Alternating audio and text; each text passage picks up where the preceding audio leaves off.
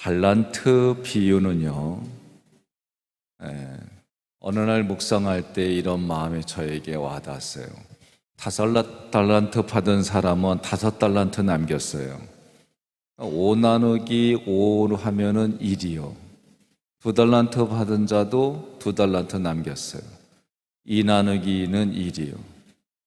1달란트 받은 사람은 1달란트 남겼어요. 1 나누기 1은 1이에요. 이런 개념으로 하게 되면 5달란트 받은 자나 또는 2달란트 받은 자도 똑같이 칭찬받았어요. 이런 개념에서 말씀드리는 겁니다. 그러면 그게 뭘까? 이 말씀을 통해서 하나님이 보는 거는 우리 마음이에요. 그러니까 내 마음이 누구를 향하여 무엇을 구하고 있느냐가 대단히 중요한 거예요. 14절 함께 봉독하겠습니다. 14절. 또 어떤 사람이 타국에 갈 때 그 종들을 불러 자기 소유를 맡김과 같으니. 아멘. 우리가 달란트 이 내용을 같이 나누고 은혜를 받을 때에 은사나 능력을 잘 사용해서 상을 받으라는 내용이 아닙니다. 많은 분들이 이 두 비유를 앞부분에서 말했던 열처녀 비유나 지금의 달란트 비유를 내가 가진 은사를 활용해서 많은 열매를 맺고 하나님께 상급을 받자 이런 식으로 해석을 하는데 그런 개념으로 하게 되면 조금 달라요. 달란트 비유의 핵심은 마지막 때 앞부분 24장에서 마지막 때에 사는 사람들의 마음의 태도가 어떻게 될까? 지금 이것을 이야기하는 거예요. 자기 소유를 맡겼다 그랬어요. 그러면 여러분들이 가지고 있는, 우리가 가지고 있는 나의 재능, 달란트 이 모든 게 누구 거냐? 하나님 거다. 나는 그것을 맡은 청직일 뿐이다. 여러분 이게 잘 이해가 되지 않는 분들은 다른 말로 말하면 내 인생은 내 거지. 그리고 나에게 맡겨진 이 달란트 내 거지. 이 생각이 많이 있다는 얘기예요. 그러니까 오늘 지금 25장의 열처녀 비유이든 달란트 비유이든 양가 염소의 비유이든 마지막 때에 대한 앞부분에서 이야기한 결과를 비유로 이야기하는 거예요. 그래서 5달란트 맡은 자, 2달란트 맡은 자, 주인이 뭐라고 하느냐? 똑같이 잘했다 충성된 종아, 주인의 즐거움에 참여할지어다 그랬어요. 19절 함께 봉독하겠습니다. 19절.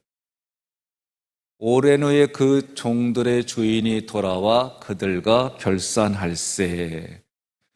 여러분 성경의 모든 약속은 지켜졌어요. 딱 하나 남았어요. 뭐 남았어요? 예수님이 재림하는 거 이거 하나 남았어요. 구약에서는 오실 예수님이에요. 신약에서는 오신 예수님과 함께 한 거예요. 그 예수님이 십자가에 달려 돌아가셨어요. 승천하셨어요. 부활한 후에 승천하셨어요.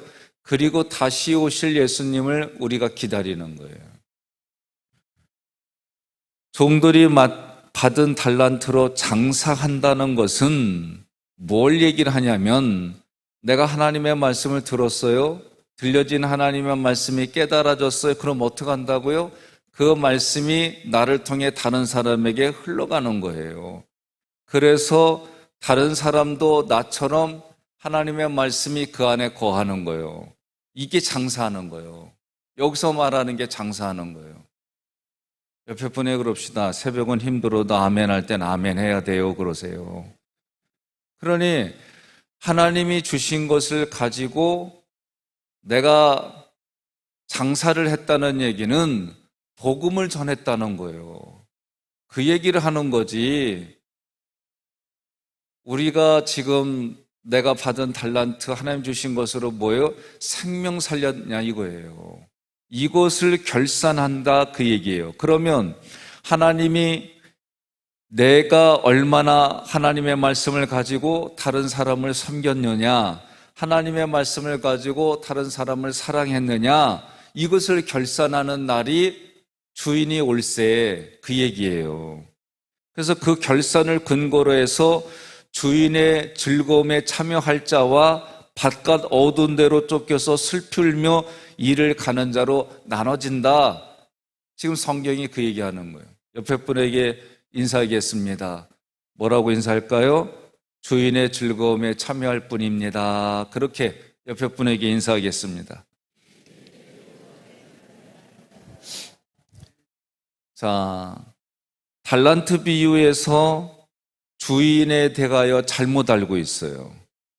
한 달란트 받은 사람이 어째 너는 장사하지 않았냐? 그랬더니 현대인으로 성경으로 읽어야 여러분들이 정확하게 맥이 들어와요. 자, 같이 봉독합니다. 그런데 한 달란트 받은 사람이 와서 주인님, 저는 주인님이 아무 수고도 하지 않고 남이 심고 뿌려놓은 것을 거둬들이는 지독한 분으로 알았습니다. 그래서 저는 두려워서 주인님의 돈을 땅속에 묻어 두었다가 가져왔습니다. 보십시오. 주인님의 돈이 여기 있습니다. 하였다. 아멘. 주인이 이런 분이요? 아니요. 그거 알았다고 한다면 5달란트 받은 사람이나 2달란트 받은 사람도 이런 반응을 보여야 되는 거예요. 이 사람이 장사를 하지 않은 이유가 뭐냐? 주인을 잘못 보았어요. 그래서 한마디로 말해서 헌신을 하지 않은 거예요. 어떤 사람이요? 개역개정에 보니까 굳은 사람이라 심지 않은 데서 거두는 사람이다. 그래서 내가 두려워서 나가서 당신의 돈을 땅속에 묻었습니다. 그럼 이거를 뭘 얘기하려고 그러느냐라고 할 때, 여러분 지금 마태복음에서 그 대상이 누구냐? 유대인들이에요. 유대인들이 가지고 있는 게 뭐예요? 율법주의예요. 율법주의. 그러니 주인에 대해서 잘못 알고 있는 이 얘기를 통해서 하는 게 뭐냐면, 너희들이 가지고 있는 율법적인 신앙이 잘못됐다. 장세에서 이것을 남겨도 내 것이 되지 않고 만일 잃어버리게 된다면 벌을 받을 것이다. 이런 개념에서 한다면 율법을 지키면 구원을 받고 율법을 지키지 않으면 구원받지 못한다. 그러면 율법을 지켜서 구원받는다를, 그게 잘못됐다 지금 계속 앞부분에서 얘기를 했어요. 여러분, 구원을 받는 건 누구의 이름이요? 예수 그리스도의 이름밖에 없어요. 구원을 받는 건. 구원을 받는 건 이만희 씨요? 아니요. 우리나라에는 내가 예수다라고 재림한 분들이 10명 이상은 넘어요. 많아도 참 많아요. 근데 이게 마지막 때에 나타나는 현상들이다라고 얘기를 해줬어요. 자, 어찌됐든 구원을 받는 것은 오직 예수 그리스도밖에, 그 이름밖에 없어요. 그러나 구원을 받은 이후에는 뭐가 필요해요? 구원받은 사람으로서의 삶이 필요해요. 그때는 뭐가 필요하냐? 율법이 필요한 거예요.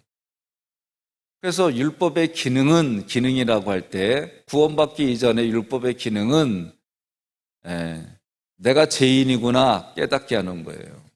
왜? 율법으로 하나님의 말씀으로 기준을 대면은 그걸 100% 지키는 사람은 아무도 없어요. 저도 못 지켜요. 그러니 죄의 삭은 뭐요? 사망이에요. 그러니 율법을 통해서 나는 죽을 수밖에 없구나. 오라 공고한 자라, 그러면 이곳에서 나를 구원해 줄 게 무엇이냐라고 할 때, 그때 예수가 그리스도입니다. 살아계신 하나님의 아들입니다. 복음이 필요하다는 걸 그때서 알게 되는 거예요. 그럼 예수 믿었어요. 다시 말해서 여러분과 제가 하객감리교회 또는 여러분들이 섬기는 교회에 등록을 했어요. 그러면 그 교회에 맞게 내가 살아가는 거예요. 그때 기준이 뭐냐라고 할 때는 예수님이 하신 말씀이고 예수님이 우리에게 주신 말씀이긴 하지만, 그래도 그것 때 필요한 기준이 뭐냐? 율법이에요. 율법. 예수 믿는 사람들은 이렇게 살아야 돼. 하객감리에 다니는 분들은 이렇게 해야 돼. 라고 하는 기준들이 우리에게 필요한 거예요. 자, 그러면 악하다라고 이제 26절로 27절 함께 봉독합니다. 그 주인이 대답하여 이르되 악하고 게으른 종아, 나는 심지 않은 데서 거두고 해치지 않은 데서 모으는 줄로 내가 알았느냐? 그러면 내가 마땅히 내 돈을 치리하는 자들에게나 맡겼다가 내가 돌아와서 내 원금과 이자를 받게 하였을 것이니라 하고. 아멘. 여기서 악하다라는 표현은 주인을 나쁜 사람으로 취급했기 때문에 악하다라고 얘기하는 거예요. 성경에서 악이 뭐예요? 예수 그리스도를 알지 못하는 게 악이요. 그럼 여기서도 주인을 잘못 알았다, 그 얘기하고 같은 얘기들이에요. 게으르다라고 하는 말은 여러 구실을 대지만 실제로는 마음이 없었다, 그 얘기예요. 여러분 생각해 보세요. 제가 이렇게 얘기를 하겠습니다. 아우, 송 목사님이 그러는데 이렇게 말하던데? 그러면 송 목사가 진짜 이렇게 말한 것도 있지만 내가 그 말에 동의를 안 하면 요 말을 하겠어요? 아니면은 안 하겠어요? 우린 질문을 이렇게 해야지. 여기 송 목사가 한 말에 내가 동의를 하면은 이 말을 옮겨요? 옮기죠.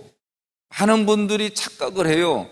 누가 그러는데 이러더라? 근데 내면은요, 내 생각도 그러더라? 그 얘기요. 그리요, 안 그리요? 아니, 그러니까 처음엔 저도 이거를 몰랐어요. 누가 그러더라, 어떻게 네가 그럴 수 있어? 그런데 요새는 누가 그러다 그러면 네 생각도 그러더라? 속에선 그러고 있어, 나도. 간단하죠. 예? 누가 그러는데 그러지만은 실제는 나도 동의하니까 얘기하는겨, 그 얘기예요. 자, 게으르다라는 건, 이 말은 어디 허러적 구실을 대서 말하지만 그 마음속에서는 할 마음이 없다, 그 얘기예요. 원금과 이자를 받게 할 것이다라는 말씀은 내가 계산적으로 율법적으로 기대를 했기 때문에 나도 너에게 똑같이 율법적으로 갚아주겠다, 지금 그 얘기를 하는 거예요. 그러니 지금 예수님 당시에 가장 어렵고 힘들게 하는 사람들은 사두개인과 바리새인들이에요. 그들이 가지고 있는 게 뭐예요? 율법주의예요. 주의는요, 지금 이 달란트 비유에서 보면은 이들이 남긴 이윤에 대해서 관심이 없어요. 오직 관심은 뭐예요? 마음의 태도예요. 마음의 태도. 종들이 주인의 말씀을 붙들고 있느냐 아니냐는 마음의 상태를 말하는 거예요. 5달란트를 남긴 종이나 2달란트 남긴 종이나 똑같이 칭찬을 했어요. 자,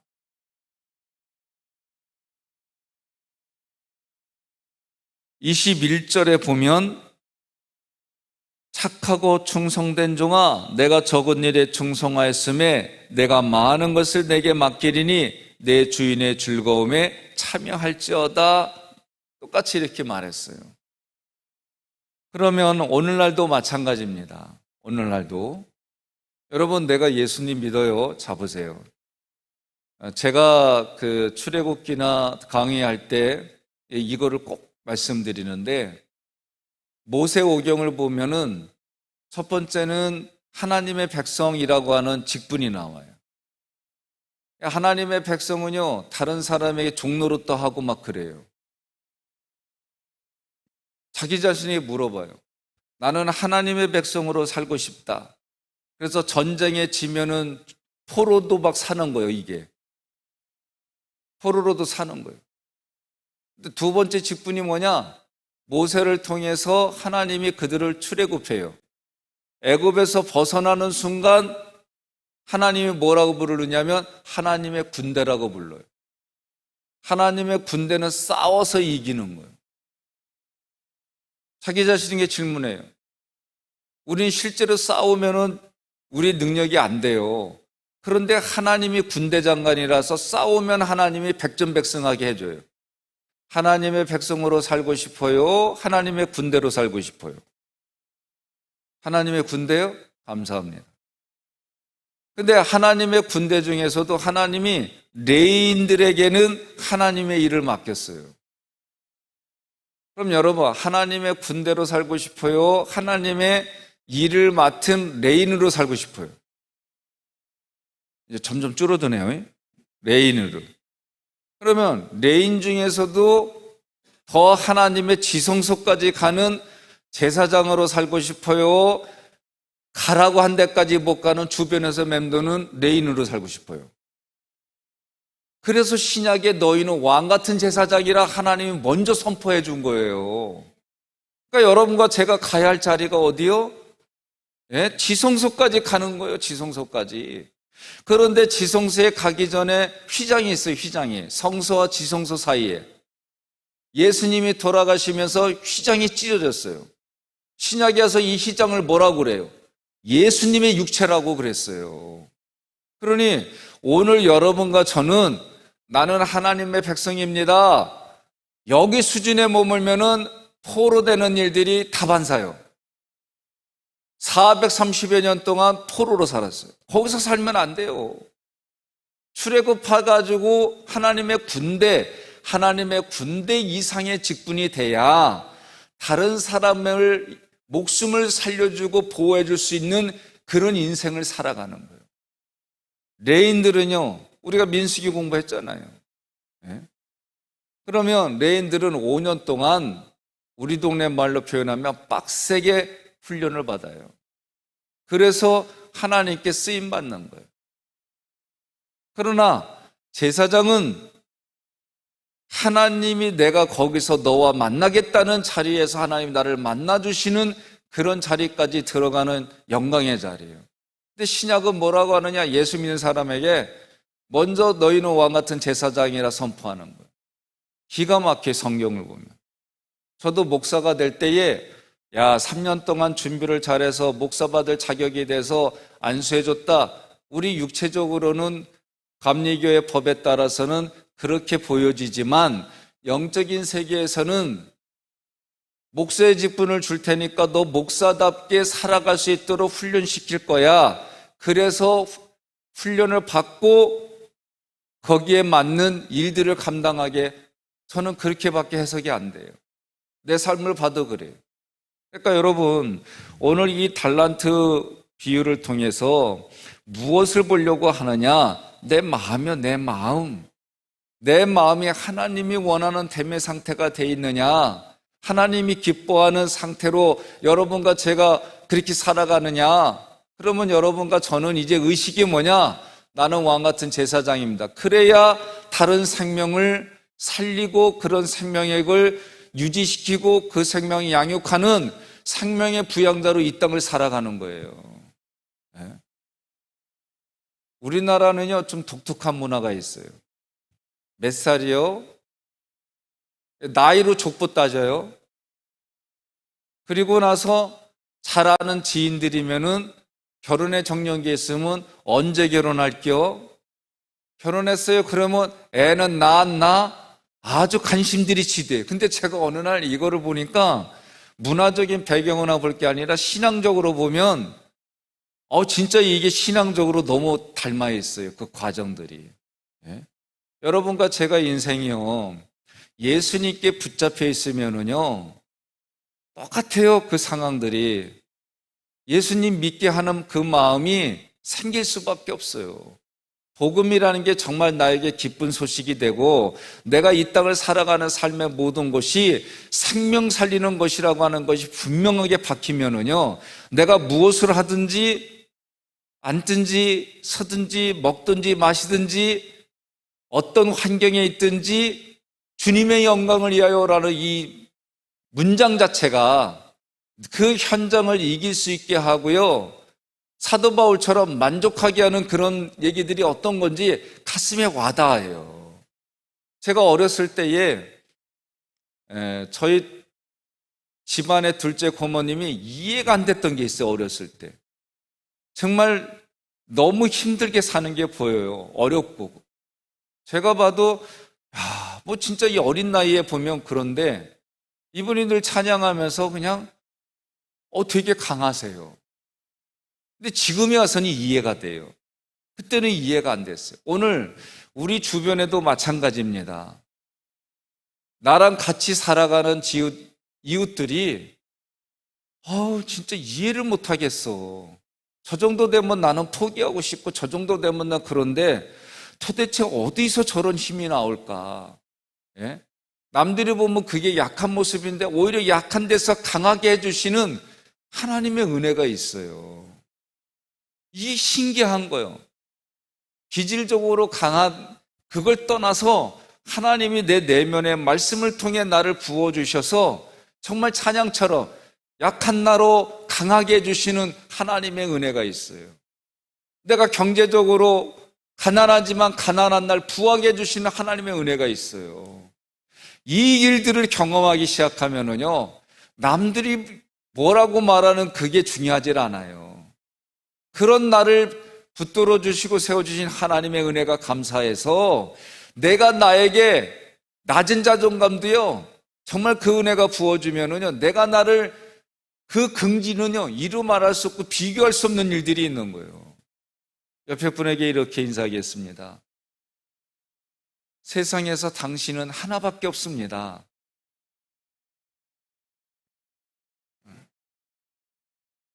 하나님이 여러분과 저를요, 최고의 걸작품으로, 이게 막 안 느껴지는 거예요. 안 느껴지는 거예요. 최고의 걸작품으로 세워주셨음을 믿는 거예요. 어제 어느 분의 책을 읽다가 다른 사람의 눈을 제공받는데 뭐 몇 천만 원, 심장하는데 매동, 막 이렇게 하니까요, 우리 몸이 수십억 이상에 되는 가치를 가지고 있더라고요. 그런데 중요한 건 뭐냐?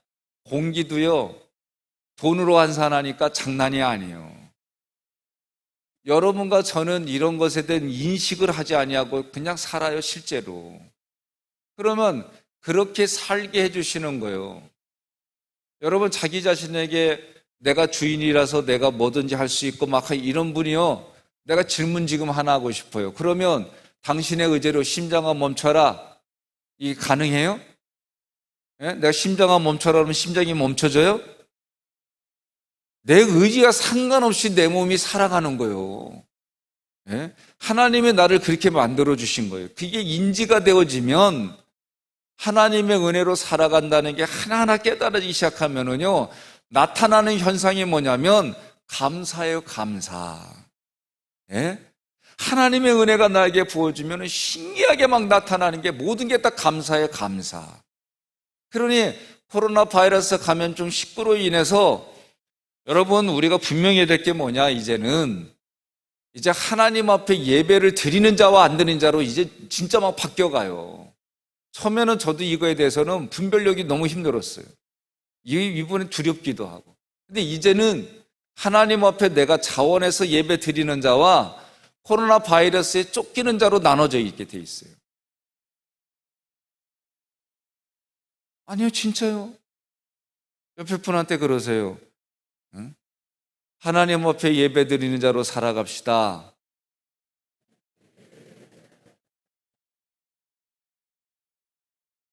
달란트 비유의 핵심은 그거예요.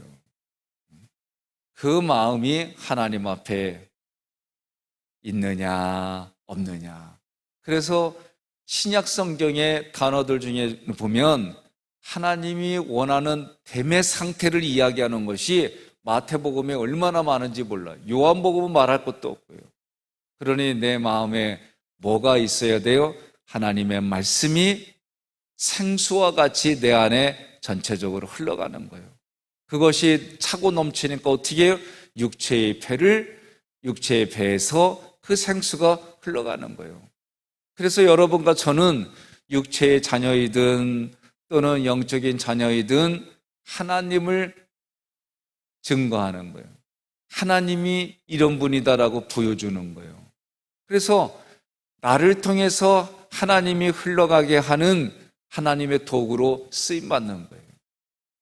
달란트 비유는요, 5달란트 받은 사람 5달란트, 우와, 나는 1달란트밖에 안 되는데, 이런 비교로 보면은 이거 이해를 못해요. 5달란트 받은 자도 5달란트 남기는 거는 5 나누기 5는 1밖에 없어요. 2달란트 받았어요?